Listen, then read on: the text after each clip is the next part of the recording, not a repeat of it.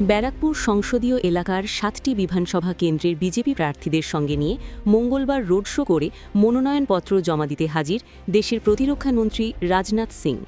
এদিন ব্যারাকপুরে উপস্থিত হয়ে তৃণমূল সরকারকে উৎখাতের ডাক দেন রাজনাথ। তার কথায় জোড়া ঘাসফুল এবার ভেঙে যাবে, দুর্নীতির অবসান হবে, পদ্ম ফুটবে, নতুন বাংলা গড়বে। পাশাপাশি রাজ্যের আইন শৃঙ্খলা, বিচার ব্যবস্থা ও রাষ্ট্রপতির সম্মান নিয়েও তৃণমূলকে কড়া ভাষায় আক্রমণ করেন তিনি।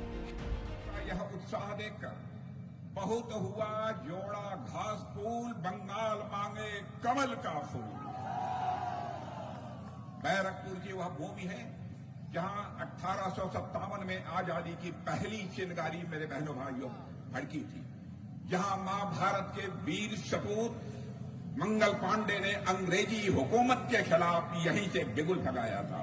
यह धरती साहस की धरती है, यह धरती स्वाभिमान की धरती है और ये बंगाल की धरती बलिदान की धरती है।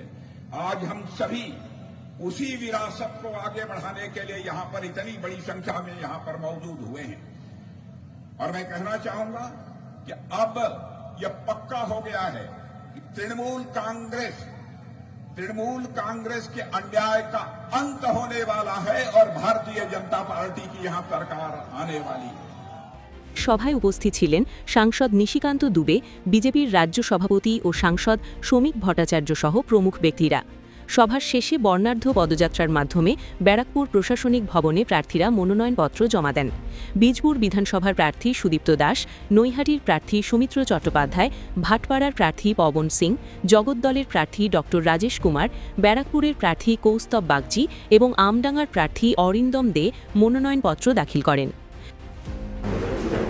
I, Arjun Singh, having been nominated as a candidate to fulfill a seat in the 107 Noapada Legislative Assembly.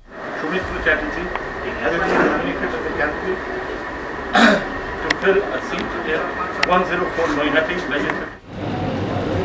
আমি ডক্টর রাজেশ কুমার পশ্চিমবঙ্গের বিধানসভার একটি আসন। ব্যারাকপুর থেকে তপন রায়, আজকের সংবাদ।